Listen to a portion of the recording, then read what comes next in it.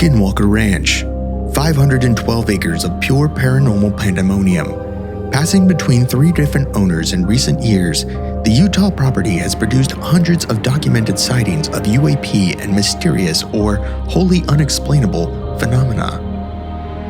In 2016, the ranch came into the hands of Utah real estate magnate Brandon Fugel. Fugel, a self-admitted skeptic, purchased the ranch after reading about the amount of high strangeness that had occurred there in the book Hunt for the Skinwalker, written by Dr. Colm A. Keller. After acquiring the property, Fugel assembled a team of investigators and scientists to try and uncover the secrets of the mysterious property. The ranch was put under 24/7 video surveillance and monitored constantly for electromagnetic phenomena. Fugel slowly became a believer as the evidence gathered by this team mounted and seemingly raised the probability that something beyond the scope of traditional science was occurring within the Uinta Basin. This case file, the theorists wake the dragon upon their return for an update on the unearthly vortex of unexplained that is Skinwalker Ranch.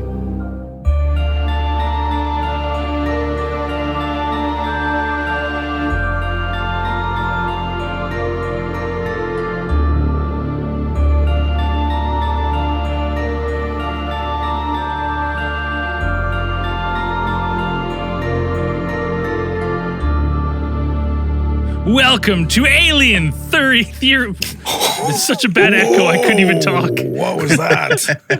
Welcome to Alien Theorists Theorizing. Case file 221, The Return to Skinwalker Ranch. I'm Braden. I'm Zell. I'm Dan. And I'm severely disappointed that you didn't introduce yourself as stupid, sexy Braden. Yeah. Like big time. Where you went to all that work to put on your sexy Julian shirt, you got your fucking rum and coke. Lift up, left hand up. Yeah. Oh. That thing can't leave your hand for the entire fucking podcast. I think I've done this bit before. Have you? Yeah, I think it's classic. It's a classic. I remember the one time you guys said this, the last time you guys were like, oh, you got a rum and coke, you look like Julian right now, you should get a black shirt. And then you were like, you should shave a goatee real quick. And remember I ran and shaved goatee. I was just going to say you don't have the goatee, so we got your Manscaped razor beside you there. Just do it real quick. I'm impressed the fucking shirt still fits. That's good. That was a while ago then. Listen, it's a midriff. You just ripped off the bottom, just cut away, just like. This is, of course, the Ron Pond fan pick of the month. Every month we give our $10 tier and higher on Patreon the opportunity to choose the episode. We do this each month, and this month they choose a little review of the old Skinwalker Ranch. Now, briefly before we go into it, if you like the show, if you followed us through 221 episodes and you like what I do, and these guys as well, jump on patreon.com/alientheorists, or we have Supercast now. The easiest way to get to this stuff is alientheorists.com. Support the show, support what we do, support the show. And in return, we'll give you access to a whole shitload of bonus stuff. Unbelievable amount of bonus material. Sports Conspirators, ATT Confidentials, Nerds, Japan Drew, Danime, live streams, tons of stuff for you. For as little as $5 a month. A cup of coffee. Easy. Anyways, let's get into it. Skinwalker Ranch. It was something we talked about early on in the show. I think it was a case file 77. We did a little. We dove down the myths of Skinwalker Ranch, the big dark dire wolf, the weird cattle shoved into a dire wolf. What? Oh, you don't remember? Yeah, the invincible wolf. The invincible wolf. Is this place in fucking Westeros or what? Fucking Magnum. Is fucking Skinwalker Ranch in Westeros? Like, we talking about dire wolves for? This is ridiculous. No, remember in Sherman there, I wasn't on that one. I think this. Maybe that was before. This is the time that's Andrew. We said it'd be a cold day in hell before Andrew joined the show full time. Yeah, it's tough. Really? It was on that exact one. Probably. So this is ATTBA, is like Dan said, before Andrew. Yeah, I don't remember this. I'm shocked. When we started learning about this, and you gave me the topic, I started looking into it. I was genuinely shocked that this was about like a fucking, like a werewolf walking upright, as opposed to like a group of like rogue Jedis called the fucking Skinwalkers nudists that started a little ranch and had like a fucking, had a good time. What do you call it? A communion or whatever? A commune, yeah. Commune, yeah. Right? Like that's what I thought it was going to be about. I was like excited, but I mean, I guess. Well, I mean, now you put that out there, someone's going to start one just like that. Hey, let me know. I'm available. But yeah, in that old case file, we talked about the myths, the wolf, the cows being shoved into the trailer when it didn't make sense. The blue lights. The blue lights, the disappearing footprints, and all the rest. Andrew laughs at the cattle one because it was pretty funny. The cows get shoved in, locked, and they're like bundled in like a rat's nest of cattle inside a cow trailer somehow. And no one knows how they got in there. But yeah, so case file 77. That was our first take. Ago. Yeah, it was 3.5 years at least. The story of his dogs getting lured out by the blue lights and then seemingly turned to goo haunts me to this day. Oh, yeah, the one where they got flattened or whatever, right? Well, originally, like if you've been watching this series, they talk about getting flattened. But if you I remember in the readings and the first time we did it, long before the Curse of Skinwalker Ranch TV show, everything I read said that they went and they're like, Sherman went out to go see where the dogs were the next day, and where he saw the lights come down, there was just 2 piles of goo, and the dogs were never seen from again. That's awful. Yeah, there's some wild stuff. Terrifying. Yeah, we definitely talked about the connections that Skinwalker Ranch had to Robert Bigelow, who now is a pretty much house. Yeah, is a male gigolo, and he's also a aeronautics kind of magnate. I don't know, what do you want to call him? Entrepreneur. Yeah, like a polarizing figure in the UFO world. Yeah, he's well known in the paranormal world for like he's funded a lot of projects that have big names attached to him in the thing. Like he's had was it John Mack, John Mack, the UFO guy, and then he had another one with a couple other people. Stephen Greer, I think maybe. But he has always kind of been like a big backer of people who are kind of looking into the paranormal. So he gravitated towards Skinwalker Ranch after the Sherman family, who we talked about, had their experiences or described their experiences. Those became public knowledge. And he snatched up the Skinwalker Ranch. He parked his National Institute for Discovery Science, NIDS, there for a period of a time. And they got a federal government grant to study something there. Wasn't that part of like years? Wasn't that like black budget money too? Like, didn't even know that came out later. I think it was part of like a couple other grants or whatever. They kind of just like put the money, just kind of buried them. It's really funny when people kind of say it's like, oh, it was the federal government. It's like, it wasn't the federal government. It was the federal government's money, but it's also like they probably gave it to Bigelow and been like, he said, hey, I'm going to study strange phenomenon or UFO phenomenon. They're like, yeah, okay, here's some money. He knew because he was friends with Harry Reid. Yeah, but they're not just going to give out money willy-nilly like that. You don't know the U.S. government. Right? That's kind of who you know. You're not familiar with U.S. government funding. You don't think he would have had to present something like somewhat compelling for them to be like, all right, man, here's some fucking money. Yeah, Giorgio go in there, aliens. If you already have money, it's easy to get more money from the government.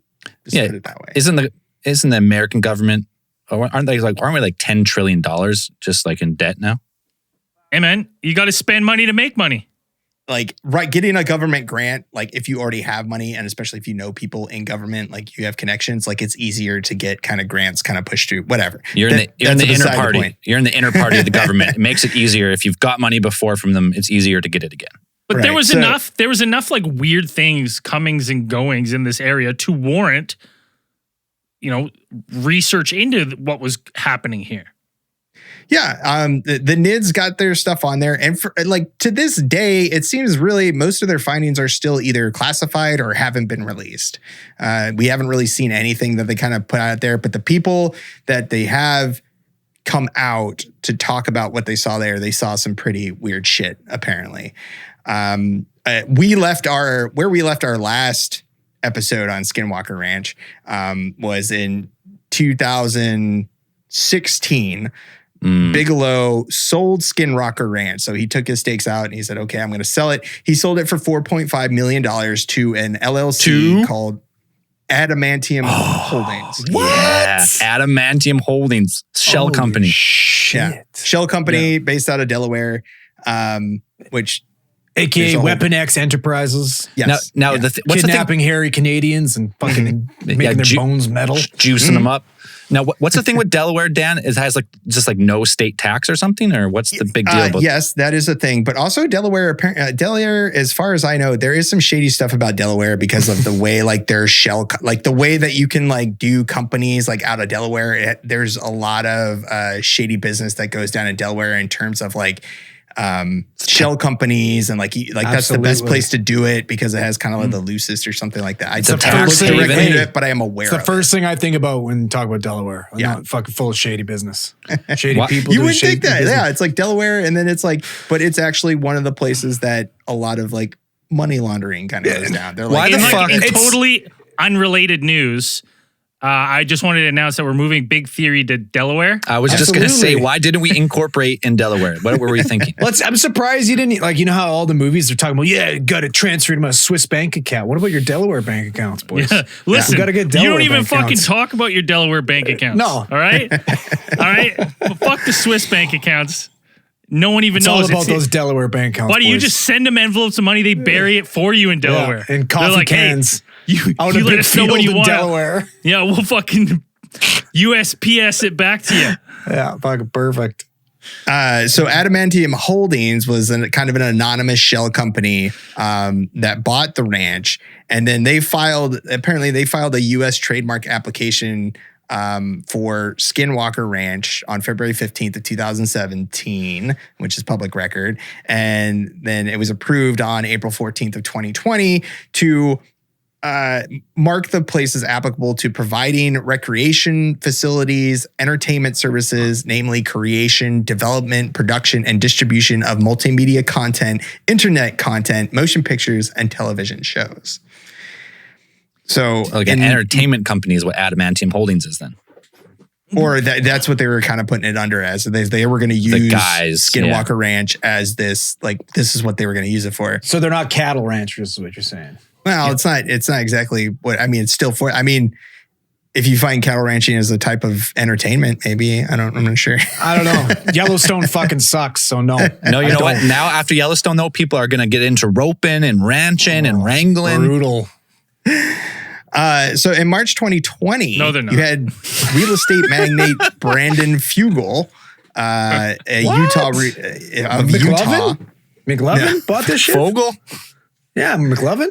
It's a different guy. And then announced that he was the owner of the ranch. So now, did he buy it from Adamantium Holdings, or was he the owner? Or is he Adamantium Holdings? That shell company. So I'm not exactly clear, going through it, whether I tried to look how his what his connection to Adamantium Holdings wasn't entirely clear. Whether he bought it from them or which he might have. Adamantium Holdings might have been some other. No, I'm pretty sure in the show, we're going to get to the show in a bit, but in the show, they do say he was Adamantium Holdings. Yeah, so the only way to know for sure is to see if he goes through metal detectors. I feel like if you throw him in a lake, see if he sings. See if he sings, exactly. And the thing with Skinwalker Ranch is those of you who have followed our show for a long time know we've sat in a TV pitch meeting. That's right. Us, three of us idiots. You guys weren't really there though. You guys were floating around the fucking ceiling. Dan and Zell were concussed. Goddamn different dimension. I was balancing in a rope chair. It was a fucking terrible experience. But the one thing that was always pitched to us is whatever we come up with is an idea for a show. We need enough episodes. We got to be able to do 300 episodes. No problem. And then when you look at 2020, you think fucking Ancient Aliens is just huge. And you talk about we're going to have a show where we're looking at one of the most mysterious places in the United States for paranormal. It goes all these legends and, there's these dangling ropes. Bigelow owned it. They were doing this, black ops, money, sciences. I'm like, fuck, but we should have pitched this in that meeting. We should be hey, listen, smoke weed. If anyone ever buys Skinwalker Ranch, we could go and do research. What about Mapimi or whatever? Let's go there. Let's do it. At this time, the Skinwalker Ranch would have been bought. 2016 was the purchase. Yeah. Yeah. We just got to find the fucking if Canadian only we knew. Ranch. If we knew. Go see if we could buy the spook hole. Yeah. Hey, oh, dude. Yes. Spook hole sounds like the place to buy. So yeah, Fugel came into ownership of the ranch, and so he is dedicated to, he's stated in interviews that he is dedicated to unraveling the secret of Skinwalker Ranch, which is the title of the investigative series on History Channel, which has 2 seasons. And we were privileged enough to watch and bring to you the most up-to-date investigative information about Skinwalker Ranch to this day. And first off, Travis Taylor is a fucking beauty. Love him. Yeah, he's a cool guy. Met him at Alien Travis Con. Taylor, absolute fucking beauty. Yeah, he's very personable guy. Travis Taylor, if you don't know, he's our Ancient Aliens regular. He's the good old boy. He's got that country twang in his voice. He's got that southern charm. But he's also an astrophysicist. He's got a bunch of degrees. He's like a rocket engineer as well. So he's like, they brought him on. So he's not just an ex-bodybuilder. He's got like stuff to back up his credentials. Is that what you're saying? I mean, he has degrees. Yes. So okay, and he's not also a fucking wallet thief. All right. I mean, his always claim to fame. He's like, yo, I put fucking shit on the moon. I've launched rockets. So that's his whole thing. And so he was on there doing studies and research on Skinwalker Ranch. They brought him on the show to kind of give us a real look and bring in somebody who was familiar with experimental design, things like that, and to be the real skeptic on the show and give us a real. But he's also, since he's been on Ancient Aliens, like he's kind of a guy to be like, he's got an open mind to be like, maybe something's going on there. If it's there, I want to figure out what it is, like a true scientist. So yeah, at the start of the show, he actually says, like the very first episode, he's like, 99% of the stuff out there that people try and tell me is bullshit. Like, I don't really believe that you guys have anything here, but like, I'm willing to come investigate and go through the science and see what we find. And that's like how the show starts, like the first episode.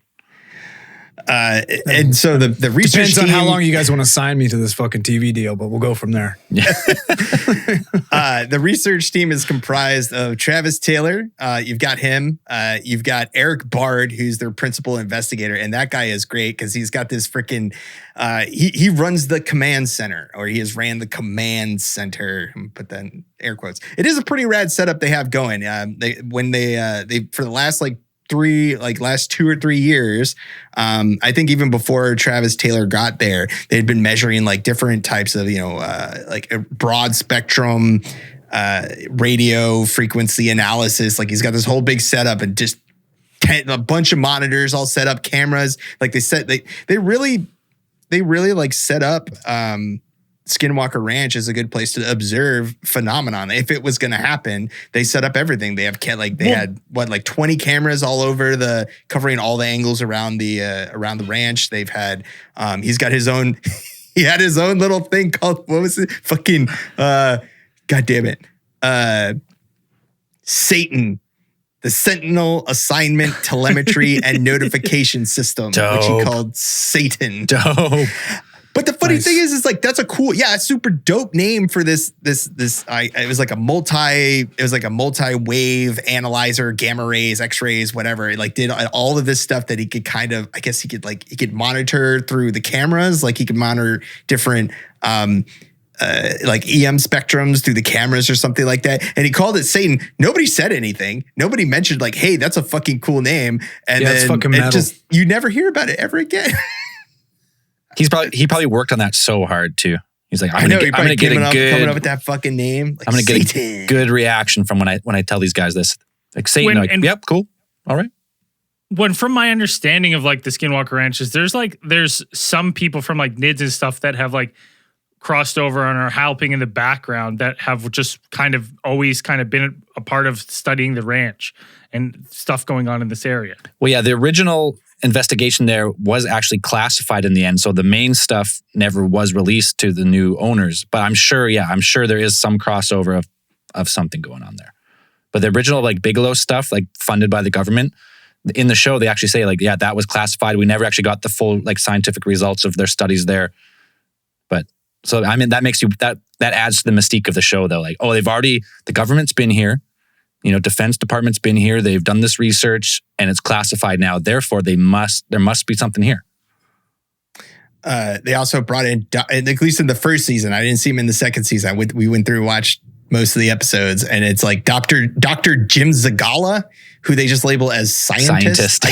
He has a PhD in something. They show a clip of him in a hospital in a lab coat. They could have stolen the lab coat. I don't know. If we do a show, he had a clipboard and a lab coat. Like, how is am I there supposed to doubt anything him? fight? Like, would it be bad if I just said, like, if it says like Braden, amateur scientist?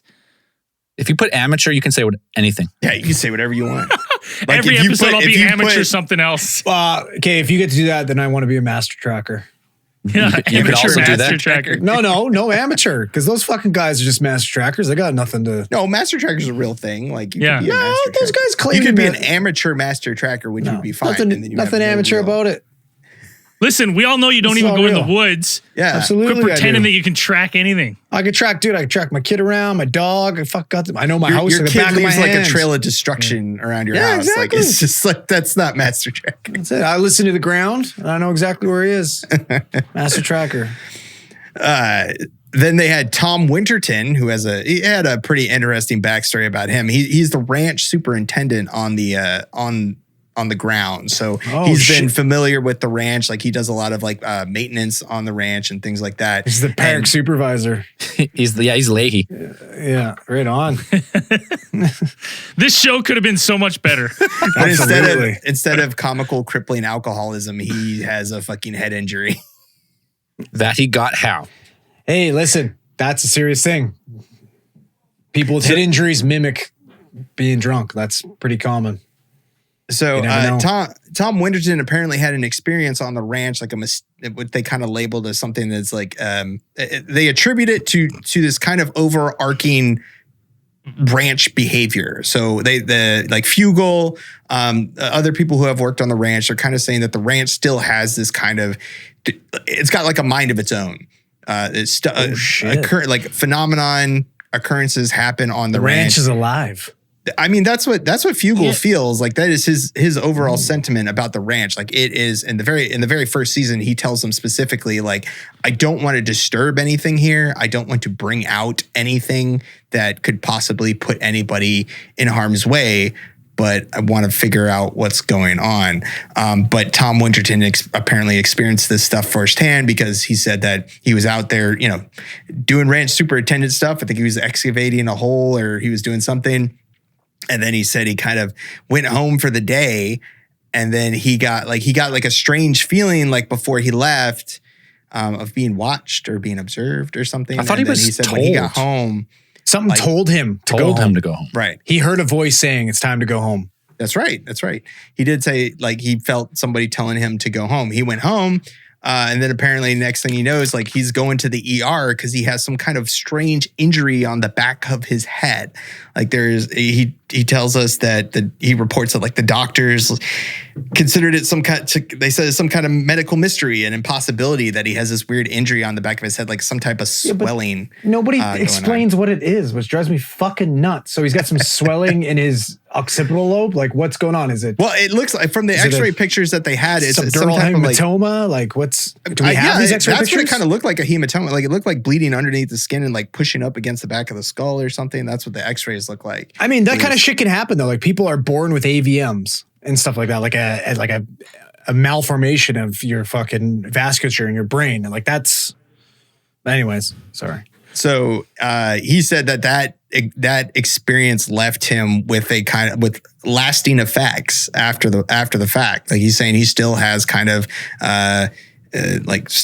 problems or lasting neurological damage of some type, like does he have deficits, like any weakness and shit like that? Is he? It doesn't go too into detail about his lingering symptoms. I mean, if you going through the series, there's some stuff that could either be those results of the damage that he had suffered earlier to his head, or it could be, Skinwalker Ranch reaching out with its paranormal powers. That's the thing, because I mean, the whole thing about the show is like Skinwalker Ranch has high strangeness. It almost seems alive. There's, it seems like there's apparitions, ghosts, UFOs, UAPs, weird. It's a mixed bag. It's got everything. It's got everything. So Galtergeist.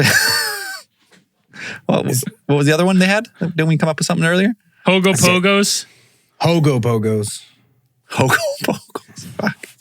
But So yeah, this is like a massive like flap area then, I guess. yeah, exactly. And now in the show, it makes it seem like they actually say, because he like heard the voice, and they almost seem like they insinuate that it was like a directed, like he got hit with like some type of energy. Right. I think Zagala says that, like Dr. Jim Zagala says, like, this is something that you could possibly see if there was some sort of directed beam of radiation aimed at the back of his skull. What happens if it was helping him though? Like maybe that's like he's sitting in the middle of during his workday, and there's something telling him like you need to go home because your intracranial pressure is fucking through the roof, and you're coning, and you're about to be a fucking, you know what I mean? Vegetable. You're having think about the case file we just talked about with Deborah, right? Who's like, she heard those voices of like time to leave. She got hit with that beam of light or whatever, and she doesn't remember anything, right? So maybe like, let's say Skinwalker Ranch is like a mixed bag of things. Like I do believe that something happened to Deborah that time in the pool shed or whatever. The pump house. That's right. Pump house. Maybe something similar here happened where this person, you know, he gets hit with a beam of whatever kind of energy, right? These light beings, or, you know, the shining ones, you know, tell him like, hey, it's time to go home, and they just get him out of there, right? Like, and you think maybe it's a side effect of whatever they used on him by accident? Maybe they're protecting him, because like it sounds like there's a lot of different kind of entities in Skinwalker Ranch and stuff, and like you hear the, you know, stories of the dark ones, and people experience like evil, like bad energies, like just in certain areas of the ranch. So it's like, you know, we don't know exactly what happened to him, but maybe it wasn't necessarily bad, but it's had some lasting effects on him. Well, it's interesting, right? Because he's out at work. You're in how big is this ranch? It's like huge. It's fucking huge, right? Yeah. So you got to think wherever he's going, whether it's his house or whatever, he's most likely going to be closer to a hospital, or he's going to be around help. He's out in this excavator by himself. And to be honest, there's no reason to lie, because workers' comp isn't going to believe that shit. Yeah. Yeah, that shit. Right? I don't think they got compo at fucking Skinwalker Ranch. It's fucking. But it's interesting though, right? Like, or maybe there's some type of like heightened self-awareness, right? Like intuition. Like there's something wrong with me. Like I need to get the fuck out of here. Maybe. You know, like who's to say that that's not him speaking, like telling him, like his body being like, you need to get the fuck out of here. Has a spider sense. His spidey sense. Yeah. It's his Skidwalker sense. Skidwalker. Yeah. Yeah, Skidwalker. Skidwalker. That was the one. One of the people who is intimately familiar with the risks that are posed by Skinwalker Ranch is the head of security, Bryant Dragon. Oh, I wish I had a fucking Arnold. epic metal riff for that. This must be tough for Braden to swallow. Because Listen, obviously there can only be one dragon. There can only be one, and you obviously lost. Stop. Why? Listen, It's too late. I don't want to talk about this, because Dan's like, why is he called dragon? I said, I know why. It's a curse. It's a curse that gets passed on. And like I literally fear telling the story, because at one point in time, You dubbed yourself. You called listen, yourself. Listen, Melissa, man. Listen up. Listen. That's how everyone who has the nickname Dragon gets it. It's the curse of being called Dragon. And it happens to, I've known 2 other dragons who I've talked to, and I've said, just out of curiosity, Dragon, how'd you get the nickname? And the story is always the same. The story goes like this. I had a fucking idiot friend who gave himself a cool nickname. It's either like Grambo or like fucking T-Dog or something. And the person goes, oh, we're just giving ourselves nicknames, are we? Well, in that case, I'm Dragon. And then everyone there goes, okay. And then from that point on, calls you Dragon forever. Yeah, It took me like 5 years. Yeah, it took me 5 years to yourself. get over that. You watched Game of Thrones and you watched Viserys have his freak out and deem himself the fucking dragon. And then when you found out Grambo gave himself a nickname, you stole it. No, I didn't steal the nickname. You did. You stole it. Grambo gave himself a nickname in a way cooler way, is that he painted it on his fucking goalie mask. Yeah. Grambo under the chin. It's a curse. And I everybody thought it was cool. And then when you dubbed yourself Dragon, we're like, yeah. Okay, Dragon. Yeah, and that's how everyone gets their nickname Dragon. I guarantee you, if we call up Bryant Arnold and you go, hey, how'd you get the nickname Dragon? He's going to groan. He's going to go, ugh. Start off as a joke. I said, well, if we're picking nicknames, just call me Dragon. Because that's how dude, there's, I've been called dragon. It's from making a joke. The two other dragons that I've met, who's like, people call him dragon. I'm like, that's fucking weird. I'm going to keep quiet about this because I don't want anyone calling me dragon. Why would you even bring this up on a fucking podcast where we have, I don't know how many different listeners? You're going to go from fucking Brendan to Craig to now dragon. No. Absolutely. The curse has been lifted. No, it doesn't it's coming matter. back. It doesn't matter. No, because that's not how the curse of dragon works. We'll see. Right? It's not how it works. Wait till you see our Facebook page fucking 20 minutes after this case file ends. Dragon.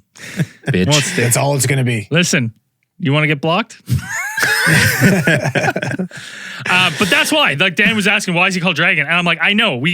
It's not confirmed, but I guarantee you, if we could get him on the show, that's the story he's going to tell. Yeah, as Braden says, it is 100% through the 2 seasons of the show. They never explain why Bryant's nickname. They put it on his credit in front of him. They say Bryant, quotation marks, Dragon Arnold, and people refer to him on occasion as Dragon. Like they call him on the walkie-talkie, "Hey, Dragon!" Like, I mean, there's worse nicknames.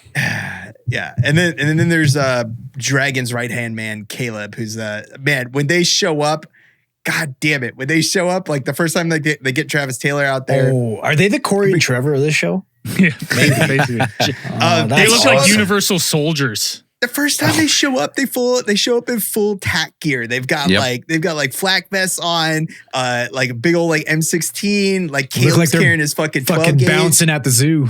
And you're like, what do you possibly need those guns on that range? I'm just like, I'm trying to think of like wildlife that you would possibly need guns. When they were looking at the hieroglyphs or whatever, weren't they in a cougar's den? I don't think so. Den? Like, yeah, I listened to an interview. They were talking about it. They were in there, and like somebody asked that question to Taylor, being like, "Why are you guys always packing heat?" Oh, then they're like, just for an example, we were in a fucking cougar's den. Or how about this example? There's a story about a fucking invincible werewolf on the fucking ranch. This is true. That's enough. Right, but if that fucking werewolf took a 45 to the head, or took a fucking. How do you know they're not silver bullets, bud? There you go. Right. Yeah, got it. Yeah, that's true. Mm-hmm. So yeah, you've got all this you've got this great crew working out on the ranch, and they gathered a number of interesting findings while they were doing the entire thing. And I want to say, yes, they're making a TV show. They're making a TV show. Lots of us have seen the show. They're still doing scientific experiments, right? There's still stuff happening on the ranch that's happening to them while they're filming. So it's not just like, hey, we're filming a TV show, let's make this weird shit happen. Weird shit is still happening there. As far as researching the paranormal, this is the pinnacle. It's been happened before. Then these people bought it and they're doing it again. Usually, when people study paranormal, they don't got the big dollars of History Channel behind them. So they have good equipment. They got a lot of stuff. It makes it fun to watch. Best Samsung Galaxy tablets money can buy. Walt Disney owns the History Channel, so you got Walt Disney money. You got big money, yeah. Yeah. It's impressive that they let the rabbi on then.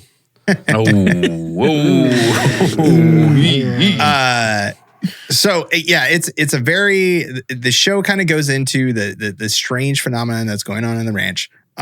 You have these things that can't possibly be explained, but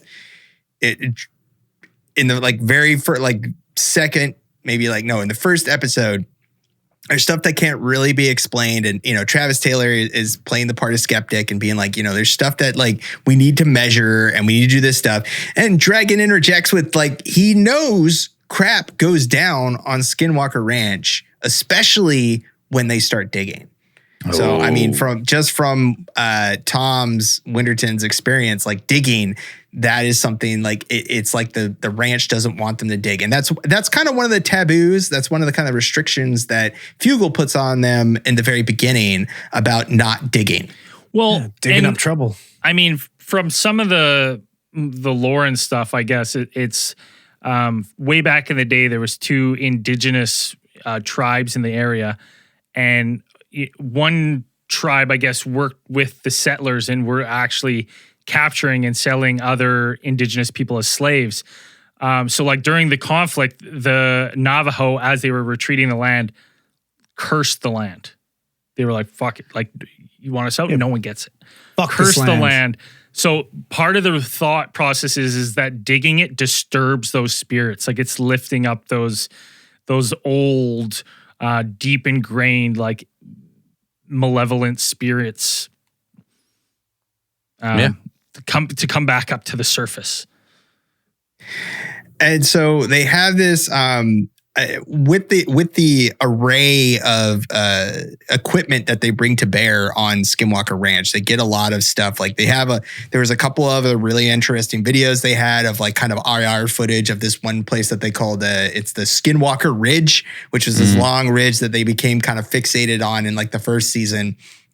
About like there's a really IR footage of like there's a light that seems to like kind of backlight the whole entire ridge itself. There's an interesting video that they had of like just a pillar of light from behind that ridge just kind of shooting straight up into the air. Wait, Dan, on that ridge is the ridge like illuminated in like IR or what do they say it's like illuminating the ridge? Like I'm pretty sure it's an IR video. Like they have like 2 IR videos and there's one with the beam of light. They're aimed at the ridge and in IR it shows like the whole ridge is glowing. Right, like the gray fuzzy IR. Like it's right. Like, yeah. And so it's like high contrast, whatever. And then like you can see like a pulsating light behind, like lighting up the ridge from behind it in the background. And then you have like this pillar of light that like they took a picture of, and Travis Taylor, asking simple questions. He's like, is there like a used car lot on the other side that's just shooting up a spotlight? They're like, no, we're like miles away from anywhere. We're in the middle of fucking nowhere. Yeah. Middle of nowhere for sure. Right. So it's got like, it's got like weird, this whole place possesses like weird frequencies that seem to be radiating from the land itself. Well, I mean, the reports of like people's just like, phones, just the batteries just charges gone. Cars not wanting to start, right? Like it's weird. Yeah, dude, I was reading something with fucking McLovin, Brandon Fogel. He was saying that they brought some like foreign diplomat and some, a tour onto Skinwalker Ranch after he bought it. And while they're there, their phones are going wonky. And then suddenly there was just like this mass disorientation and confusion. Some people were nauseated, and then they were like expressing vertigo-like symptoms. And that's what made me think, like when you say that frequency, I'm wondering if it's some type of like sound frequency. Right? Because that's what would elicit. That's what would elicit those vestibular disturbances, right? Which would give you like, it would elicit like a vertigo-like symptom. Dude. Or This reminded me. Remember at like the Cuban embassy when people are getting those like headache, Havana syndrome. That's like that's kind of like something similar like that, like a energy. Now, is that something that radiation, like a high level of radiation, might do too? Do you think? Because absolutely, like disorientation, dizziness, nausea, those are all symptoms of radiation. Just because I'm saying that, like in the show, Travis Taylor opens up what I thought was a septic tank, and he's like, "Oh, this is smelly."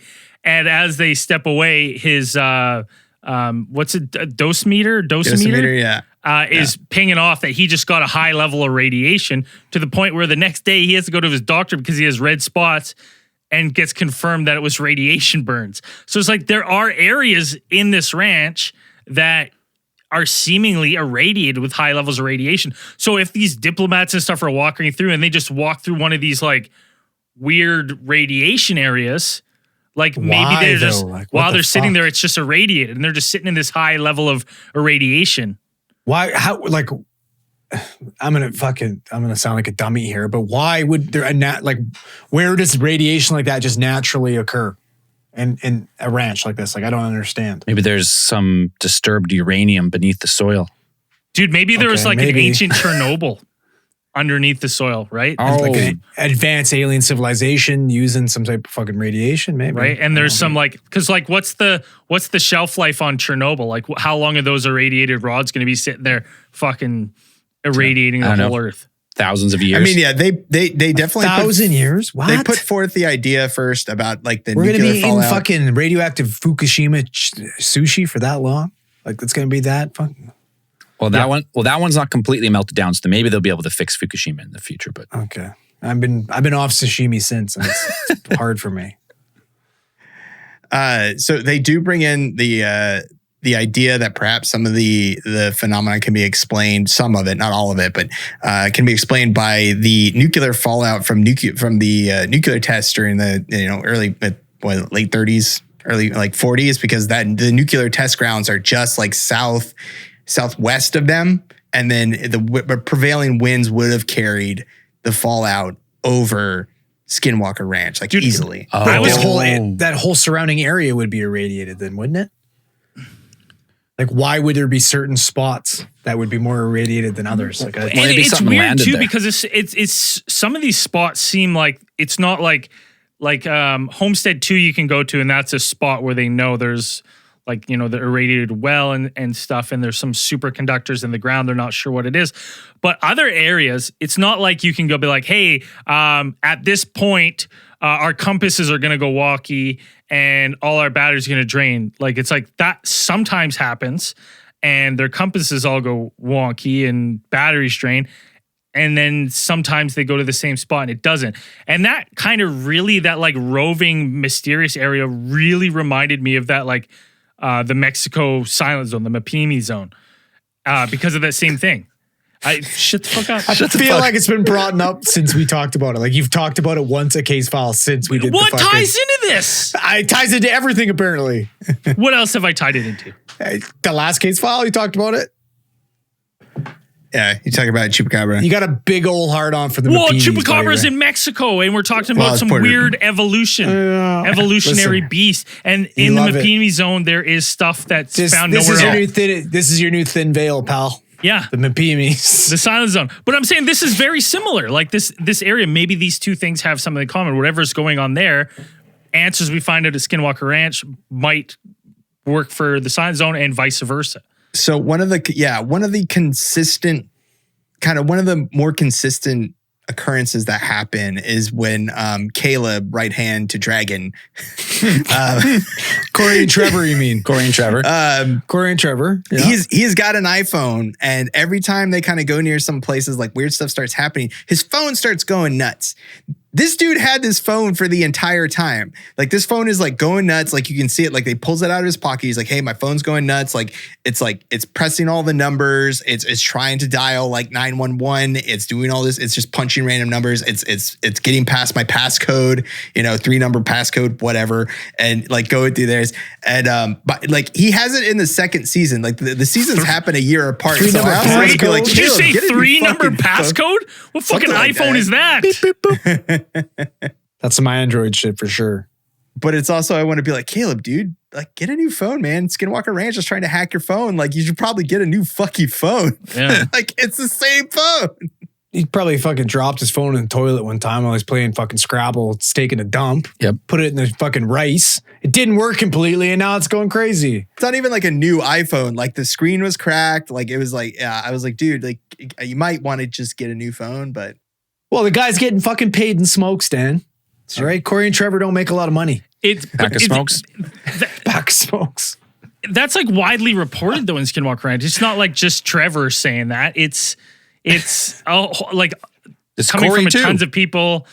Yeah, Corey as well.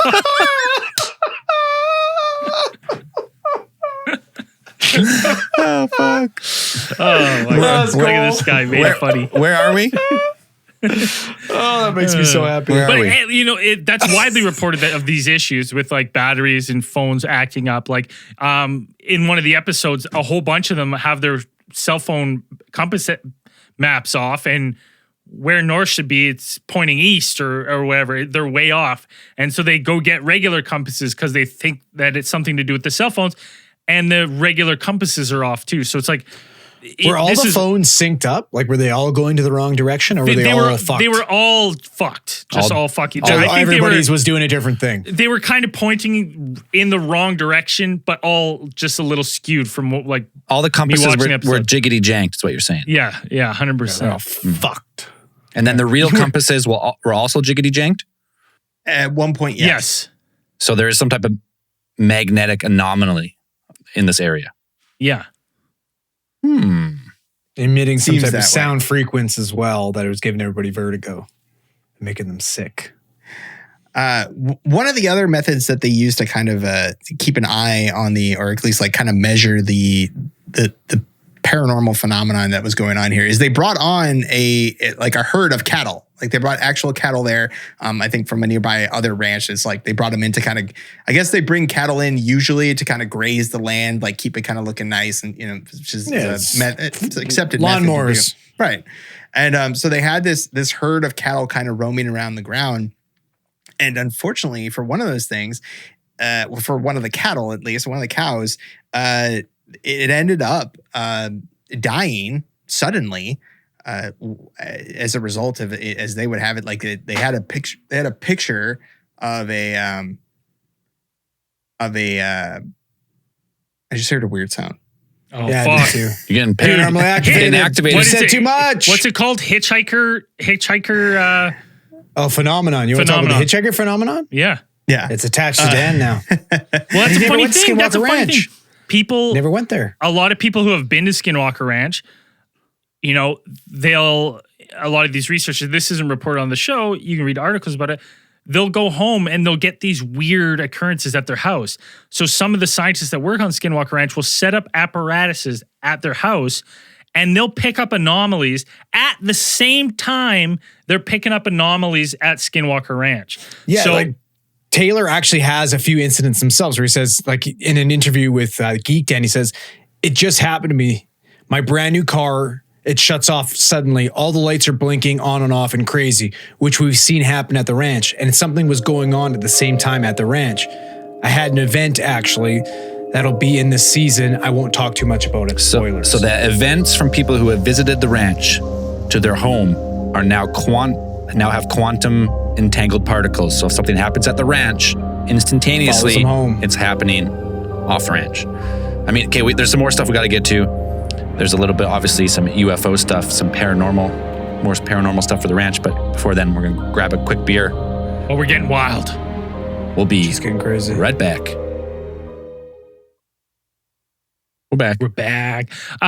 So I was thinking on this is one of the things that was kind of like popping into my brain when I was sipping this delicious Fireball.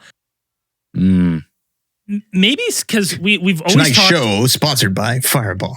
I wish. We always talk about these kind of places of power, and worship of Chichen Itza in Egypt and Ley lines. ley lines and stuff like that. Zone. So what I was thinking about, what kind of popped in my brain is that we talk about the conscious thought a lot, and if you believe in something, you can give it power, like with your conscious thought. So you have these areas like Chichen Itza and stuff where people used to gather and they all had the same belief system and they would pray at these, the pyramids or Chichen Itza and stuff. And maybe the Skinwalker Ranch is a place of power like that. But the thing is with it is that there's not people are going there and they're believing all these things. Like there's ghosts on here, there's UFOs, these things are happening. So they're kind of this place is like a place of conscious power, but it's everything because people are coming in here literally and it's chalked with all sorts of people coming in. Maybe you're just more in tune here. Like you're saying, it's giving you power. You're more in tune to everything that's going on where you're otherwise blind. Just like that dude who realized, hey, it's time to go home. I have to go home because I have a fucking brain tumor or whatever happened. Oh, yeah. Right? Yeah. That's it unlocks some sort of conscious gate or something. Awakening. So according to the show, one of the according to the investigative team, one of the most focused spots on the ranch is what they label the triangle. Because Craig's Triangle? Yeah, falls right within. Right in the center. Dragon's Triangle. Sorry, Dragon's Triangle. The Dragon's Triangle. That actually sounds better. There already is a Dragon's Triangle. So oh yeah, go back to Craig's. Craig's Triangle, which encompasses most of North and South America. It roves. It roves. Sorry, yes, it roves. Just like the Mapimi Silent Zone. Wait, listen, we got to backtrack then. We're not going to talk on the cattle? We're just going to glaze over that? Oh, we talking? Oh, sorry. Yeah. We were mentioning the cattle. He's gonna fucking glaze right over that. Yeah. So one of the cattle Back to the livestock. There was a cattle casualty on while filming the show, like an actual cattle cow died while they were filming the show. Suddenly, they weren't aware of any health problems with any of it before, but it seemingly died suddenly while they were filming. They had to bring in an actual vet and have a necropsy done. And they were saying that this cattle it seemed to have died. Like, apparently this was a forensic vet. Yeah, a forensic vet. Like they brought in some. shit. They brought in some help for sure. Yeah. Hey, like Ace Ventura kind of shit. Yeah, absolutely, dude. No, like CSI, like a CSI vet, I suppose. Won't be fooled again. They got the fucking tape out. Fucking SPCA, do not cross. Absolutely. That dude ripped open that cow like super fast. He was like, it was kind of neat or funny that he's like, hey, can you go get me some branch loppers or tree loppers? Just like the pruning shear kind of things. He's just like snaps open that rib cage. It's just like click, click, click, and he's got his fucking slops on, got his fucking like arm length gloves on, and he's just getting in there. Like, so I mean, his professional assessment was that this cow may have died like a sudden onset of stress-induced pneumonia. Yeah, but see, that's what's super confusing me because pneumonia, no matter what, is not a sudden onset. That's not a thing. Like pneumonia is not an acute illness. For people, maybe. No, for cows too. Yeah, unless it happens suddenly. No, it doesn't though. Like I'll tell you, it doesn't. So. Like I did that's what the bulk of my research went into was this. Maybe not because I was like, this doesn't make sense. Maybe not naturally suddenly. Yeah. There's nothing natural about Skinwalker Ranch. Well, I agree, and I agree with that, right? So they've done massive studies, and basically, like, do you want the technical terms or do you want to go layman's here? What do you want? Explain it to me like I'm 5. Yeah, I want to feel dumb. No, give me the big words. No, hey, listen, that's like living every day like me, boys. I get it. I understand. So basically what's happening is these stress reactions that they're happening is causing an increase in cortisol. So what they did this test in cows that they've recently weaned, or reintroduced into new populations, basically. So these are the cows that have been used in the test. And what it's proving is the fact that these cows, the test subjects that have been introduced into some type of stressful atmosphere, they have a rise in their cortisol levels, right? So a stress hormone, which is impeding their natural immunity and their leukocytes or whatever to be able to fight off infections and illnesses. Also makes them taste worse, right? That's what stress-induced pneumonia is. And pneumonia is an incredibly common disease within fucking bovines because basically bovines have, so size-wise basically, so cows are large animals, but they have relatively small lungs for their size, right? So they have very small lung capacity, so they're way more prone to respiratory borne illnesses. So they're way more prone to viral pneumonia, which can progress into bacterial and then obviously death. Toast. So like there's no way that you're going to have like an acute onset of fucking pneumonia and just drop dead like that. So this guy, this cow has obviously just been missed. Because it sounds like these aren't professional ranchers. So like, hey, you know what? We got to cut some grass. Why don't we get some fucking cows? Or well, I mean, they got them from a different ranch. They got them from an actual exactly, but they don't know. Like they didn't know to look. Hey, you know what? This cow looks a little bit skinny, and it looks a little bit depressed, and it's not interacting with the other cows. Maybe it's sick. Maybe we should put this cow on antibiotics. Listen, Dan. Hey, fuck you, Dan. That's how you recognize if they have pneumonia. It's called DART, depressed anorexic respiratory changes in temperature. And that makes them look sad. Yes, yeah, I could. They're depressed. They don't mingle with the other cows. That is one of the fucking symptoms to look for. Loner cow. That's the D in DART, Dan. Listen for a second. Listen to the differences. Moo. Regular cow. Regular cow, right? Clow. Sad cow. And there's like a little side with, he's got like a side part with the dyed black hair. And he's like, ready? Moo. Moo. Okay. That's a depressed cow. Yeah. Mm-hmm. See, and that's obviously the shorter moo because the lungs are filled with water. Whatever cows are listening to My Chemical Romance, those ones are depressed. Those are the ones that have pneumonia. I'm stealing a joke from the chat.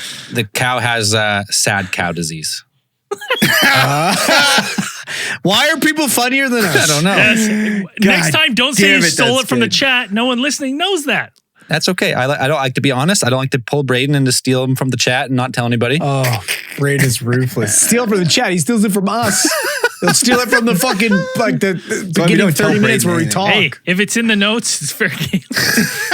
All right, I want to send this cow real quick because Andrew, 100% agree. The pneumonia's got to progress over time, unless. So in the show, when they talk about this cow, they notice that it is directly underneath a UFO. So in this picture, that's the UFO that's above it. Hey? Yeah. So the cow is the cow is below this tree, pretty much. At some point during the day. And then if it's that cow, and they maybe it is Dan. It 100% is the cow. Right. Absolutely is. And then the reason they think it's a UFO is because in this they're recording this, and then the next frame they deduce that the distance traveled from there. Oh fuck! Come on now.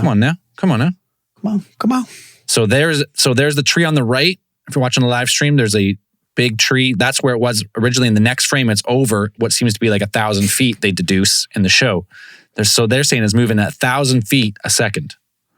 Oh, so like a bird's not moving that fast? No, because it kind of looks like a bird there. But it kind of does. No way. They even talked about a bird. They even talked about it being a bird.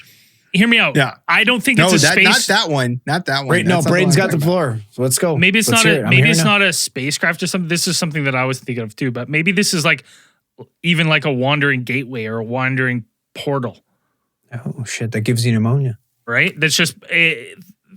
Whatever it's doing, I'm not saying that it gives it pneumonia. I am. No, listen. Sorry, I was being a dick. It's the gloom portal. Okay. Hey, wait. What if instead of rainbows, it's just depression? Yeah. What if this craft is specifically out here looking for fucking like studying pneumonia? Maybe that's why it's over it. Maybe it knew this cow had pneumonia and that's why it's studying. It's sick. That seems way more likely to me than this like. Or sudden onset pneumonia and dead within minutes. Like that doesn't happen. Or it blasted down a pneumonia beam, gave it to it instantly to kill it quickly. Yeah. It's got no pneumonia cannon. Yeah. I love it. Oh, fuck. I love this place. Hey, we've weaponized pneumonia. That's next level. That's next level shit right there. Directed and bacterial pneumonia. So much worse. Directed bacterial pneumonia. Bacterial pneumonia. Okay, well maybe it's a bacteria beam. I'm just saying that gives you pneumonia. Like that makes sense. If this area is somewhere where these weird things happen and there's these sites of lights or something, do we know when that was shot that the cow was alive? Because I'm just thinking here. Yeah, the cow was alive at that shot. Oh, okay, so I was gonna maybe theorize that like maybe this was something that when the cow, its little cow spirit went up into this little portal. And it just showed up, and we're just catching its spirit. Oh, so it took its soul. Yeah, it is 100%. So it's like Shang Tsung fucking up there, just stealing the soul. It is 100% a product of something paranormal because they bring in another expert, Linda Moulton Howe. Linda Moulton Howe. I listened to investigative reporter extraordinaire. I listened to this lady give her opinion on cattle mutilations. And I listened to this lady the other day. She sounds exactly like Dr. Melfi from The Sopranos. Exactly. You know what's always bugged me about Linda Moulton Howe is that we saw her waiting in line at AlienCon the first time we went, and she was a presenter. Really? She was in the line talking with people. She was waiting in line. What's wrong with that? And people were like, "Are you Linda Moulton Howe?" Maybe she's just mingling. We walked in. Yeah, I just thought it was really they brought her in as an expert, but when she got there and they asked her about cattle mutilation, she's like, "Oh, I don't really know. Like, I'm not a vet." And it's like, holy shit! So why the fuck did we bring you on here? Well, I imagine you bring her on because she's she's reported on the subject by History Channel, so. And but to be honest though, she's probably heard more cases and more people because she's someone who's reported on it.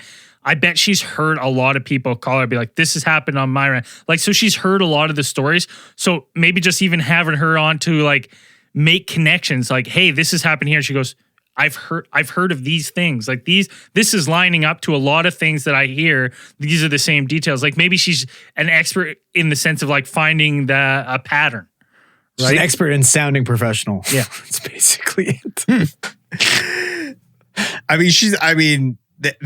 They bring out everybody from the Ancient Aliens crew on this expedition, this investigative this whole thing. And they got Travis Taylor there. They get Linda Moulton Howe out there. They had everybody's favorite ancient aliens rabbi. Was it Zadok? Yeah. Ariel Zadok, Rabbi Ariel Zadok. He comes out there. We were talking about. So the investigation at a certain point kind of takes a turn, and they believe that whatever's going on the ranch is beyond traditional science at this point. It is something out there. I mean, Dragon makes the remark about, something strange is going on here. It takes something besides a PhD. He has like a little, he has an outburst about not having a PhD and not being consulted on some of these investigations. But something's going on here in the spiritual spectrum as opposed to the EMF. He got pretty spectrum. upset I was listening to this panel interview, and like on the final thoughts, they're like, what do you think? What do you think? And the guy skipped him, and he's like, whoa, okay, cool. They skipped the dragon? Guess nobody gives a fuck what the dragon has to say. The fuck? You always ask the dragon. You get the fire, son. They bring out Ariel Zadok. And so this part was kind of interesting. They brought him out there to what Braden mentioned before. There is a interesting site there, which is referred to as Homestead 2, which is pretty much like a small abandoned building. And there's the kind of like the abandoned cistern there that Travis Taylor took a dose of radiation. So they kind of they kind of narrow down their thing. They kind of fixate on this one area, seeing that this is a kind of a problematic area or something where something's weird about it. So they bring out Ariel to come out and do a evening prayer. He talks about how perhaps since time immemorial, since religion has been around, from shamanic practices up until, the recent ceremonies and things like this, that perhaps there's some type of frequency phenomenon going on.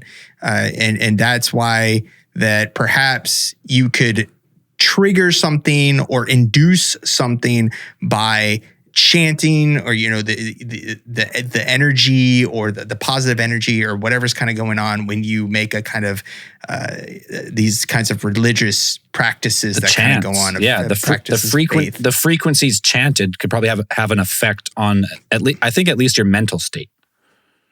So yeah, putting yourself into an excited mental state and then perhaps kind of bringing something out, because anything could happen at Skinwalker Ranch. It's interesting that you lean on a rabbi in this situation. Like, wouldn't you want to bring like some type of an expert from like the indigenous population there? Well, they did. They did bring in some people. Okay. Yeah, all right. They did like bring in a sweat couple lodge or something cool. No, they throw tobacco down. Yeah. Before they dig at some point. Okay. Yeah, just in case. All right. And then didn't they have a guy come in and apologize or give an apology for something? And I would tend to believe, like, if we're looking at this from like the spiritual side, like I don't believe that like any modern religion is going to, be able to answer what's going on in this place. Whereas I would lean towards some of the more indigenous legends that just says like this place is alive. There's something here that's alive. It's energy, absolutely, an energy that lives on the area, and it doesn't like when nobody's bringing a fucking Scientologist. Humans come and like encroach on this area and start doing stuff, and this is its domain. Like what it is, we don't have a word for it. We can't perceive it, but we can feel it. There's something there. There's something here, and I would more align myself with that theory than being like, maybe it's one of our Western Christian things going on, right? Like, dude, don't you find that though with everything? Like when you listen to these ancient indigenous fucking religions and just the way they looked at everything, like, and then like everything's alive and everything's got a soul and a spirit, as opposed to like fear it. Obey it, bow down to it, give it money every Sunday, or else you're going to fucking hell. Yeah, the root of the root of those other religions, like the ones that have been erased because of the current religions, always seemed much more peaceful. Like the absolutely the text at the same time, they'll respect what's here. Like don't fuck with shit. That's what I mean. Why wreck it? It wasn't. You don't have to wreck it. Don't wreck it. Yeah, it didn't seem like obey this or you shall burn in the fiery hell for eternity. Yeah.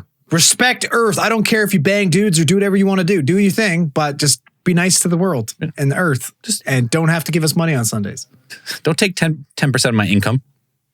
Yeah, and Ariel Zadok's evening prayers seem to have some type of effect, at least on the surrounding area, because they took footage, they took FLIR, like infrared footage of the space around the area around the building that consists of like Homestead 2, and they saw that there was a definite change, like a drastic change in the temperatures that kind of happened on like it like the homestead below it, like the building became drastically colder than the surrounding area. Oh, interesting. What was he trying to do? He's opening portals, wasn't he? Yeah, he did talk about portals. He mentioned a kind of about that because there is mention in the more esoteric and the more like the more, I guess, like the Gnostic religions and and also like early Judaism teachings, there is like this, they're speaking of portals and life beyond like the planet Earth and kind of all that stuff that kind of fits in there. So, that's why they always. So everything got cold and they drew that cool circle in the fucking air, and then they're like, Peter? Peter, is that you? So. I mean, so that kind of showed something, or it seems to do, that there's something strange here that is affected by, at least like Zell said, maybe some type of excited mental state that happens, meditation or whatever that goes on, affects the atmosphere, directly affects the atmosphere around that area. Now imagine you had like thousands of people, like, either chanting in unison the same thing or the same belief, right? Putting that kind of power to something, right? Wild, man. Because like people say that they see the dark one, right? Like they see this like dark shaman that appears. What? Yeah, on the ranch. On the property? On the property. There's tales of this like dark one. And it looks like an indigenous shaman, like shadowy figure that appears. It is the Skinwalker. Yeah. Oh, really? I mean, Skinwalkers were always like, they're not like exactly werewolves. They're more like evil shamans. This is what they're always kind of been. Like they've. Well, that's the lore, right? It's an evil shaman that's been cursed. And it doesn't have to be a werewolf. It's whatever animal. It can be different animals. It can be small but animals. But it walks like it's bipedal. Like it walks upright. That's just the difference, so right? I don't even think like I'm not 100% sure that like werewolf is part of it, like a wolf-like being is I don't know if the two kind of. Well, where is this? This is in Utah, right? Huh? This is Utah. Yeah, this is Utah. So there's wolves from Utah. Tons of wolves. I'd have to check. It's got it. Yeah, no, Utah's got wolves. I mean, there's definitely dire wolves that can take a magnum round to the head, according to the Sherman family. Even a coyote walking on two legs. Fuck, that would fuck you up a bit. That'd be terrifying. So yeah, there is that. So it's just always that Skinwalkers have always been like evil shamans. They've been on kind of the evil side of the spectrum. That they've always been considered that. So if Braden's talking about this dark one, it's going to be perhaps like an evil type of shaman or something. It's terrifying. So it's like Jafar just walking around like a giant wolf. So that's fucking terrifying, man. I mean, he's more like a sorcerer. Yeah, same thing. Shaman, sorcerer. No. Yeah, kind it's of. on the same Kind lines, of the same. Man. Come on. Kind of the same. On the same line. Yes. No. Yes. No. In the next Diablo game, they're going to have a shaman instead of a sorcerer, and then you'll change your tune. Nope, sorcerers, shamans, two different classes. You're in the D&D world here, or what? I mean, any world, sorcerers and shamans are different. Like their powers come from different sources. Shamans traditionally, usually their powers come from the earth, like natural sources, things like that. Sorcerers their power comes from their blood, so their bloodline. So sorcerers use spirits, whereas shamans work with spirits as allies. So they both work as spirits. I mean, it's pretty much same. Okay, well, we'll call them same, but different. They cast spells. Everybody's a wizard. What? Only if you get a fucking owl showing up your door with a cool envelope. This is true. Well, or unless you're a muggle.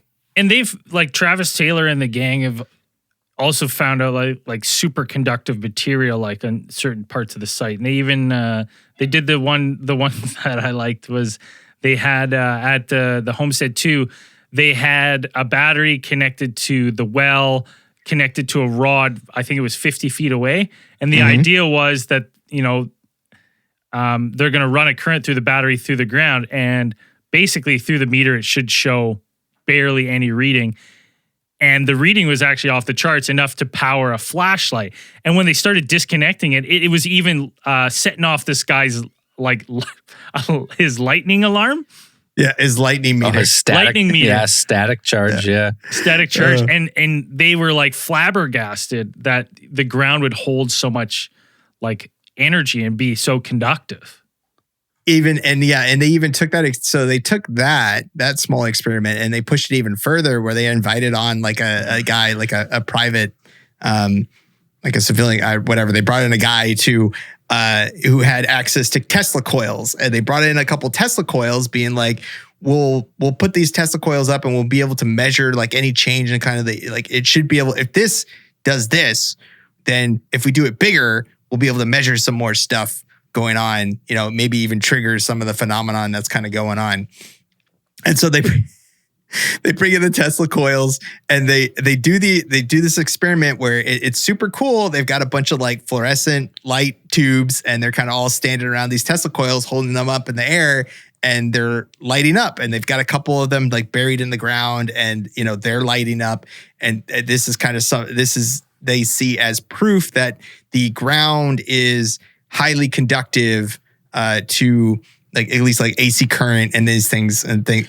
And then for me, when I saw that, I was like, this is the stuff that Nikola Tesla used to do. He used to have people come out to his Colorado thing, and this is the exact same thing that he used to do to sell AC current, and being like, you can pump, you can use the air, you can use the earth, you can use anything as a conductor of electricity, and pump out enough energy and, and have it light these lights and things like this. Now, so, and we kind of touched on it pre-show when we were talking about like, I was kind of saying that like maybe if this is an area where the ground is, say, more conductive for whatever reason, or maybe an ancient civilization did this. They did something to the ground and the earth to make it like this, and they just would power a city. But doing so, maybe had some effects that they didn't intend, which was maybe perhaps like pull in asteroids and meteors into the zone.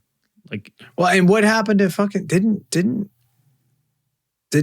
Taylor get some type of like radiation sickness? Him and the cameraman.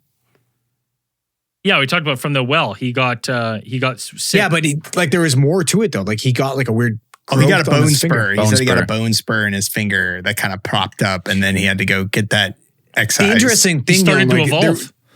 Well, that's the thing. Like he had a bunch of people with him too, right? And it was only him and the cameraman that ended up getting sick. But there was a group of people there, which led him to believe that it was some type of directed gamma radiation, which I immediately called bullshit on, because everything tells me that if you get affected by gamma radiation, you turn into a Hulk. You don't get a fucking bone spur. Travis Taylor is a scientist. Yeah, but he didn't turn into Hulk. Not unless he got like a little green bump on his finger. I don't believe Not it. yet. He hasn't turned into the Hulk. Not yet. Maybe it lies Nobody's dormant. made him angry. He never really got angry on the show, so he's always cool and collected. Yeah, he is a pretty chill guy. He's a pretty laid back guy. I don't know. No way. He'd be angry at some point. When I examine him, when I just like look at him on the TV, I'm like, this guy smokes a lot of weed. He's probably never changed it into the Hulk. That's fair. That's you got to get. They never. Banner needs some pot. That's what I'm saying. Solve a lot of problems. To keep Banner as Banner, all you have to do is fucking give him edibles all day long. 10 milligrams every 2 hours. That's how you keep the Hulk in check. Different kind of green giant. All right. So I mean, okay. There's 20 episodes of the show. We obviously can't talk about every cool thing. So let's choose one more cool event of the show, and then we'll go into because there's some overarching theories of the place that we got to touch on before the end of the case file. I think the last real big one is so Travis Taylor's main area of expertise is rockets. So what the fuck do they need to fucking do? He's a rocket man. They launch a fuckload of rockets. Why not? Towards the end of the second season, they launch a bunch of on rockets. The show. Yeah. Really? Yeah. Not like I'm not saying awesome. Like, not like I mean these are like SDs, like but big SDs, like big SDs rockets. Like you get those rocket kits, like you can go buy them. Are we talking October skyrockets, or are we talking a couple of them are pretty fucking. They're pretty impressive. They're large rockets. So in the first season, they kind of launched out two rockets they put up into the air, and what they did was they kind of essentially loaded up some apps on their phones to measure a bunch of things. But when they launched the rockets the first time, they actually sighted a UAP in the sky. Like when they did it the first time. And then when they did it a second time, in the second season, same thing happened. They had a UAP appear while they were launching so they launched the rockets, and that draws in the phenomenon. This thing, something that like appears. When they spotted it the second time, they said it was in the exact same place that it had appeared before. Something had popped up there, and then it was gone. Like just for a couple moments. It was there and then gone. That makes sense to me though, right? Because we do have evidence of them, servicing around like nuclear sites and Air Force bases and stuff like that. So when they see that rocket, they're like, are they doing this shit again? What's going on over here? Are we going to Hiroshima again? Like, we got to check this out. Are they going to blow this whole fucking planet up again? These idiots, dude, these fucking apes. Or they use it as like wireless charging or some shit. They launch a rad ass rocket at night, and it's got like they put like glow sticks on it. Like it looks like a fucking 8-year-old's cool rocket. It's like what you would be like, yeah, I'm gonna put some glow sticks on here, smack some strobe lights on it, fucking launch this thing. Yeah, it's pretty cool. But it didn't appear during the night. It seems that the phenomenon actually occurred at the same time of day, because if you go back and watch it, it's about early evening, or not early evening, but like late afternoon, I'd say, probably about like near sunset. It appeared skyrockets in flight, afternoon delight. Makes sense. That's science, I'm pretty sure. That song's 100% about aliens. About UAP, not about getting laid. Okay, that just reminded me, we got this one more quick one real quick. So at the end of the second season, they're up in a helicopter and they're trying to measure these frequencies, and it seems like something like some type of like frequency emitting object seems to be like following just below the chopper the whole time. Right. Their radar altimeter starts measuring something that is like, it starts going off it starts measuring something like it seems to indicate that there is a surface below them at about 45 to 50 feet. It kind of fluctuates between that, like about like 44 or 50 feet, keeps kind of flipping in and out. When they take a helicopter ride up there to kind of get some measurements, they go up there to do a couple spirals around the area that we mentioned before that seems to kind of have a high concentration of this energy, the paranormal energy, the triangle. And they get something on they say like on the radar altimeter. So it's like it keeps saying this so much so that they have to like cut the experiment short, because they were planning to go to like 10,000 feet or something, and they got up to like 8,000. And the pilot, who is Brandon Fugel's brother, is like, yeah, I don't feel comfortable doing this. Like, we should probably land at this point. He's like, yeah, he had never experienced that type of like interference before like that. Mm-hmm. So it just like that final thing, it goes to show you like the whole essence of the ranch is that there is like some type of energy that almost seems alive or like sentient. So like that, in that one, it seems like whatever they go up, they're doing these experiments, the ranch follows them up. They make it seem like whatever it is there is like following them up, and like it's tailing them. It's what they seem like. And they get so scared that there might be a malfunction in the craft. They're like, we got to go down. We got to land. So we're calling it. So it's pretty wild. Absolutely. So now there's a few overarching theories of the place. We got to get into it, because this is the most, it is the most, we've said before, this asylum is the most haunted, blah, blah, blah. But this place is the most supernatural location that has been studied on Earth. Like the most money spent at one location has to be. Probably like the most thoroughly investigated area of paranormal activity. 100%. So what could it be? Like, a lot of people always try and write it off like, oh, it's a mass hysteria. You go there because of the stories, and because of the stories you witness all this stuff. Yeah, but something's still got to cause that mass hysteria. That's what I mean. Right? Dude, You know what I think it is? I think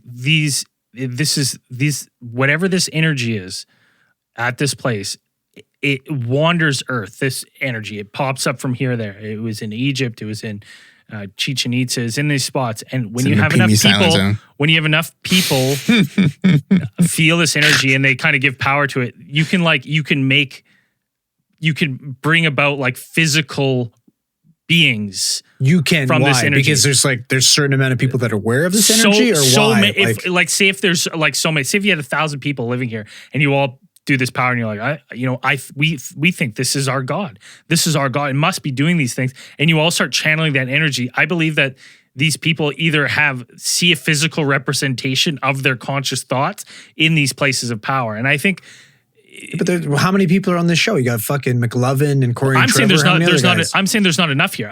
What I'm saying is like back in the day, this is like, I think this is what happened in Egypt and all these places where you have these gods with the eagle heads and these like crazy visions of these gods and things that visit these people. It's these collective conscious thoughts in these places of power, right? And eventually the power wears out, and then everything kind of falls apart because it's like, well, what's causing the power? The Earth, who knows? The Earth itself. Maybe a rotating, like maybe the core of the Earth shifts, whatever, and these places it shifts to a different place, and then these people are left going like, we've been forsaken, right? Like it's gone. We don't have this power anymore. Something physical there though. Like this ground is irradiated for what reason? Like there's got to be something physical at this place. There has to be. So one theory is that there's an energy there that draws people, and the energy leaves and the people leave. It goes to different spots. Is that what you're thinking? That's what I think, yeah. And then these cultures die out that build these, these structures to amplify it and stuff like Chichen Itza, the pyramids, temples. So you're saying Skinwalker Ranch, they just never got to the point where they were building. No one ever found it. Like it's where it is now. Like it's there now. The Navajo. Yeah, the Navajo saw Navajo were nomadic though, right? Yeah, I think so. I don't know. I shouldn't speak for them. Dan knows. On this theory, I don't know. I didn't. Yeah, I haven't looked that far. I'm pretty sure. I don't know what they're on. Braden's theory of that this place has an energy to it. That was actually part of the show. Is they go like all these weird different frequencies. What was the guy's name? I totally forgot. Blanked. But like Navajo were nomadic. Yeah, they were nomadic. I googled the Navajo were nomadic. I googled it too. Fun fact of the day. You're welcome. So here in the show, this is the Skinwalker Ranch. Oh my God. Look at that fucking thing. So that's literally the fucking ectoplasm storage container facility from Ghostbusters busting open. That's exactly what that looks like. That's me in the middle of the night opening my oven, looking at my Delisio pizza. But that's what it looks like though, man. That looks like all the ghosts and spirits escaping that shit. Well, yeah, that's what we're looking at here on the live stream. So it's like a rendered picture of like the plateau, like the whole ranch. And then they isolate the certain frequency, and it seems to be emanating in a straight line right across where the ranch is. And they're saying that this is the reason that all this stuff happens here, is that this is like an energy focal point. And this is actually one of the more scientific things they come up with. Like there is something, whether it's to do with the makeup of the earth itself underneath, a certain amount of iron, or just its place in like, we call them ley lines, but there is like a power distribution of like the ionosphere around the planet. That's just like, that's a part of our defense mechanism as a planet. And they're saying that this is maybe just part of that. And this wow. It's like just there. And when they show them, they're like, holy fuck, like good work, man. Like, dude, when you see that picture, you'd be like, that would be wild, man. Like, look at that thing. I can't look away from it. So it's hard because they didn't really give the details of exactly what frequencies and exactly what they're looking at here. But they insinuate that there is like this grid that goes clean across the ranch, and it's emanating this energy out. And that might be the cause of a lot of the phenomenon. It's pretty wild.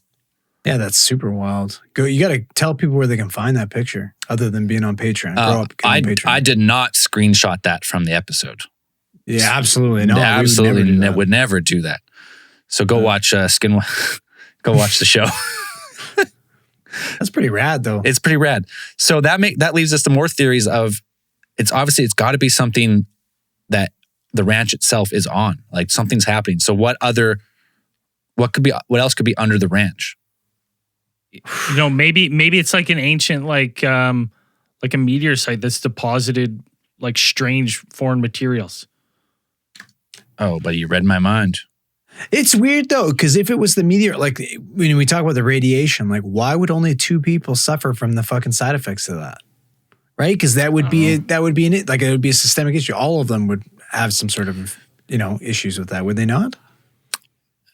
You would think so. If there was like a spot that was that irradiated, that prolonged exposure would make you sick. You would think. Absolutely. Like, that wouldn't make sense for just 2 people to be susceptible to that. Yeah, but we also talked about like these directed frequencies. So if it's actually ionizing radiation, yeah. If it's not some type of other type of, like we talked before, it's not necessarily radiation, like the EMF spectrums, like most of that stuff that they've kind of pulled up, there's like zero. Like everything's kind of normal. They kept kind of harping on gamma rays for a while. Didn't really get anything. Turn into the Hulk. It was always, nobody turned into the Hulk. They're like, all smoking weed. Nothing's above like background, the normal gamma radiation that you would usually get. But the thing is, like when you had Ariel Zadok out there, something obviously happened. So what if it's just on some type of other spectrum? Like, different frequency. Now, we also said meteor impact. So all that is another scientific route they took in the show. Got another picture here. So Taylor goes through and he researches where all the found meteor impacts are around the globe that we could have found so far. And actually, there is one that he claims is right. The epicenter is somewhere deep underneath, because it's millions of years old, but deep underneath Skinwalker Ranch is what he claims. So maybe that meteorite was maybe it was radioactive, or it had like some strange, because we talked about the compasses being affected. Yeah. Maybe there is like an old meteor that's been, through just weathering of the planet, you can't actually see the crater. But if they did like a topographical look at it, and it does seem to be a crater-esque valley. It's not like it doesn't look like a moon crater, but through erosion or whatever, they say like maybe. Well, maybe the meteor was like pre-ice age. Well, yeah, they said, well before, they said millions and millions of years. So the climate could have changed. It could have been a lake there, a flood, a river, could have, lots of different things. But they think maybe that whatever meteor impacted there, the makeup of the meteorite itself is responsible for these weird frequencies emanating from the ranch. It's pretty pretty fucking cool, That's man. pretty cool if that was the case. Absolutely. Now let's get a little wilder. Because they did see UFOs there. Could it be aliens? Is that where we're getting into? Could it be aliens? Could be aliens. There's alien hotspots around the world, and maybe these ETs are drawn to these locations of this type of energy for whatever reason. Maybe they're powering their fucking ships or whatever. Well, I don't know. It doesn't even need to be that though. Like, because remember when we talked about the fact that they were like tagging people and coming back to these peoples? What happens if they just tag locations and just follow up with these locations and see how they progress throughout time?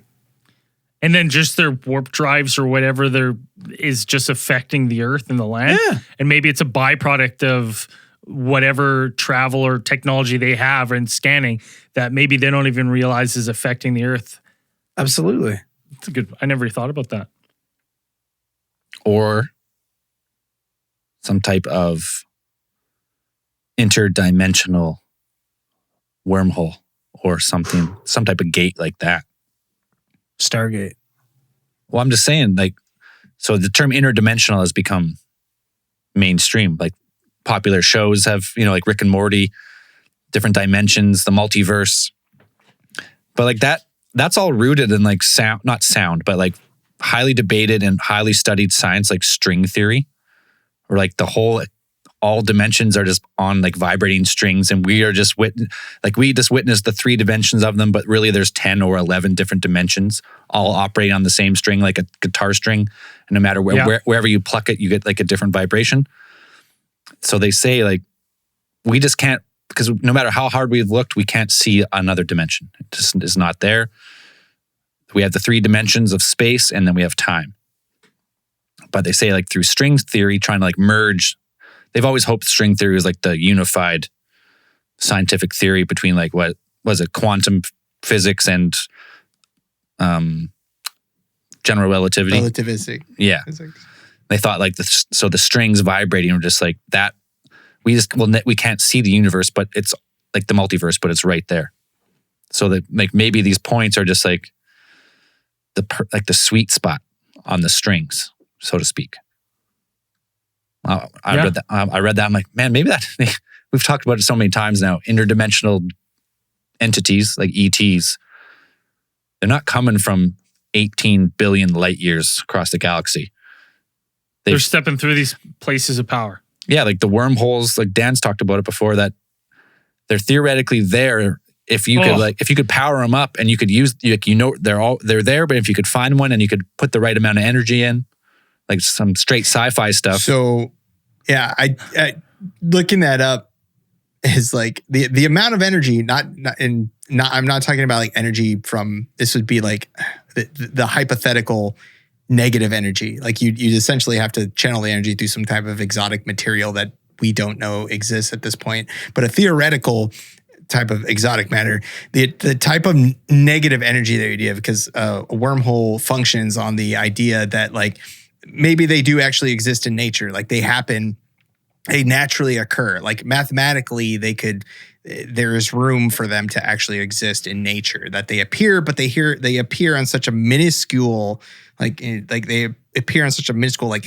fractions of like a hydrogen electron, like super small. And then the idea is like you would be able to shunt in, you'd be able to shove in a bunch of negative energy that, it warps gravity, essentially repels gravity, so pushes it open. But the amount of energy that theoretically that you would need, like a rough approximation is like the amount of energy that our sun outputs.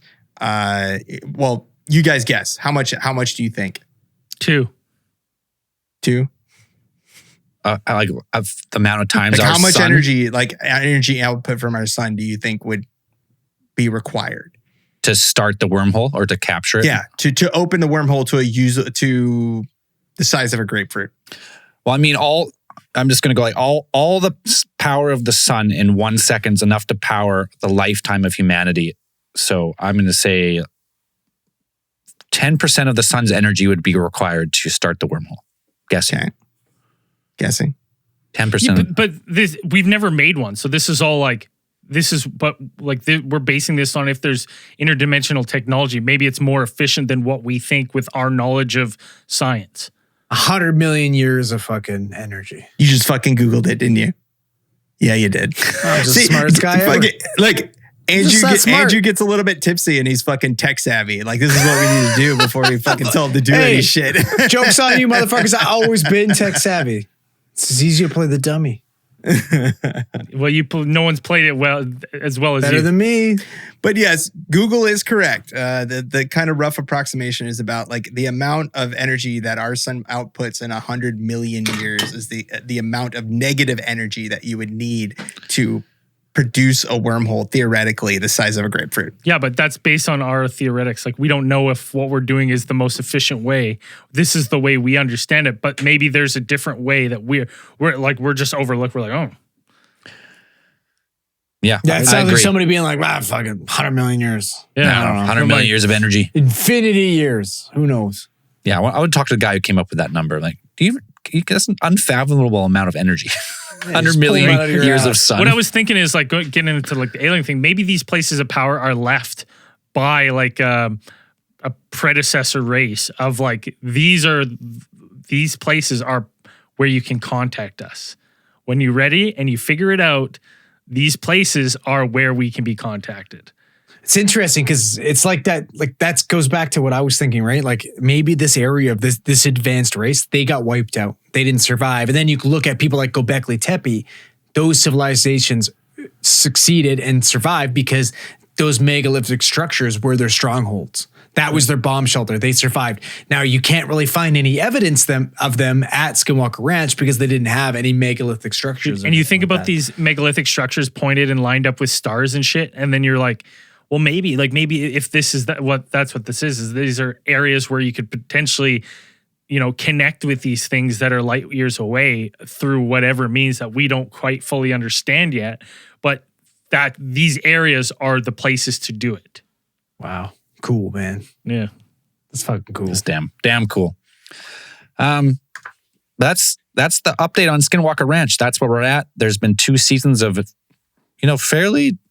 They're doing work there. They're putting in money. They're doing experiments.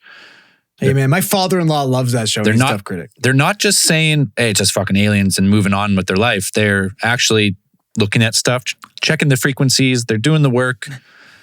I will give them that it's 2 steps above Oak Island. Oak Island, yeah, just same, but they're at least 2 steps above. At least they're doing experiments and stuff. That's the go-to show for the old timers at the ambulance station. They love Oak Island and they love Forge and Fire. Forge and Fire. Yeah. Oh, I fucking love like Forge. Show. I love Forge and Fire. It's a good show. Hey, old dudes love making sharp objects and digging holes. If you're listening to this, let us know your thoughts and theories on Skinwalker Ranch. You've heard us theorize. We've kind of discussed theories, but we want to know what you guys think. So make sure to shoot us a message on our socials.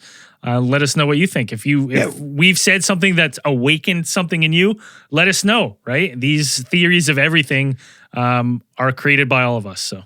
Yeah, we'll make a social media post. We want to hear that shit. Like we should make a post and hear people's theories. I'm curious. Yeah, and if you and you decide you got a great theory and you want to share it on Cosmic Channels, we got our call-in show every 2nd and 4th Sunday of the month. Call in with your theories. Love to hear them.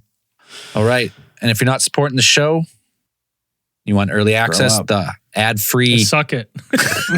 Boom. That's the sales pitch, Yeah. Grow up. Grow up. Get on Patreon. What'd you just spend $5 on today? It's probably something ridiculous. So Something dumb. Spend it on a podcast. Some equally dumb podcast on us. Yeah. A dumb podcast. Spend it on whatever you're spending spend it on the dumb podcast. Alientheorist.com to find the Patreon, the Supercast. Easy. This week's new supporters: Matthew Cormier, Danny Doyle, Anthony Garcia, Blaine Adamson, John Rodriguez, Blake Stein, Brandon J, Terrorbite. That's a great name, Terrorbite. Mitch Hey? Hi. Mitch Hi. Irish Lass. J Huer 221 went up to the $10 tier. Woo! John Wantland and Warren Trennerly. Thank you very much for supporting the show. And as we always say at the end of these things, keep those eyes on the skies. See you in after hours.